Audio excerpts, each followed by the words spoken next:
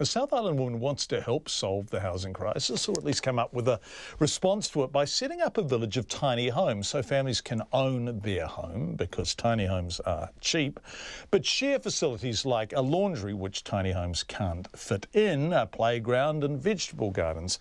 Now, Anya O'Connor lives with her son and dog in a tiny home near Wanaka, where the average house price is now, wait for this, $1 million. She says creating a tiny house village would give families their own privacy, because you have your own bedrooms and living rooms, but also an opportunity to be mortgage-free whilst owning your own home and sharing facilities with others like you. I spoke with Anya early this afternoon and asked her just how big her tiny house is. The living space in it is 22 square meters. And that's because we have 2 sleeping lofts.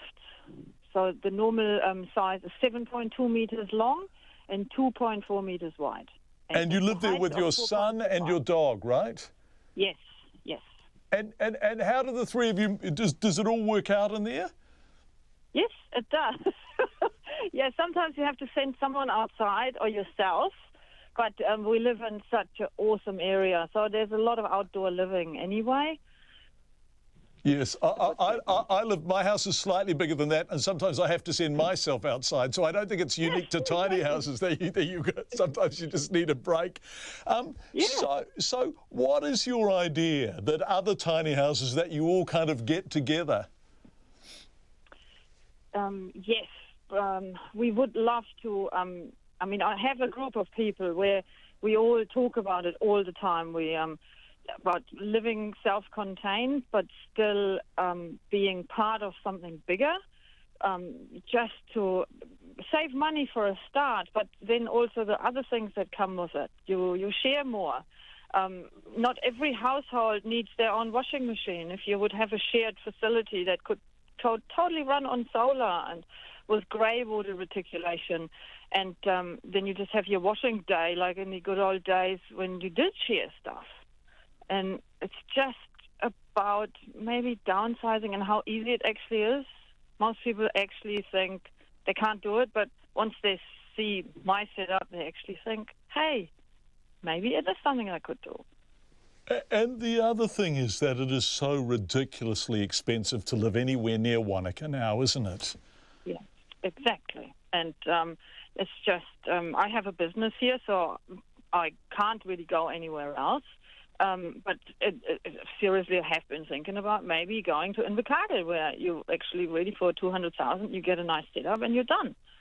So if you sell up something here, go down there, you're mortgage free, bingo. But it just doesn't work like that, and it doesn't work in a community like that. You can't end up in a community where people are struggling too much financially, because that makes everybody just cranky. And so, what does it cost to buy a house in town? Just a normal kind of family home in Wanaka?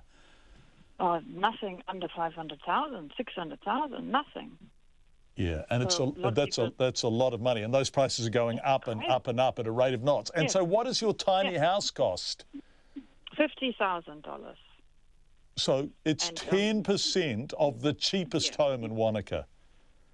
Pretty much, yes. I did not do much myself. I could have saved money maybe by doing things myself, but I believe, I do what I do and other people do what they do best, so I let a builder do the whole thing.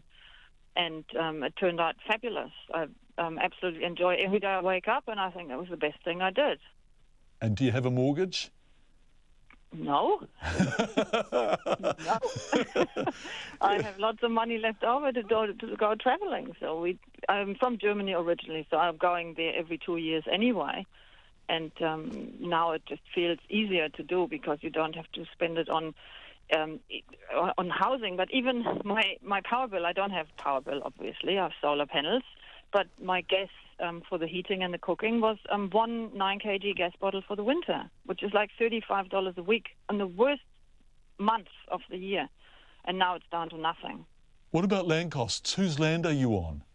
I am on a private person's piece of land, and it's hidden away in the trees, and I pay $100 a week, which I chose to pay. That's what it was worth to me. And he didn't actually know what he wanted for it. He just has this land sitting, but he is worried about the authorities, that the council or other people complaining to the council will tell him to move me, which is fine because I have a trailer. I can just move. And so you have no mortgage, you got your dwelling for 50 grand, you pay $100 a week for the land it's on, and you're saying that economies of scale, if you all moved in together, if there were other people doing the same thing and you shared the facilities that you don't actually need to own, that this would be a very effective and a much cheaper way of living in an expensive community like Wanaka. Yes, absolutely.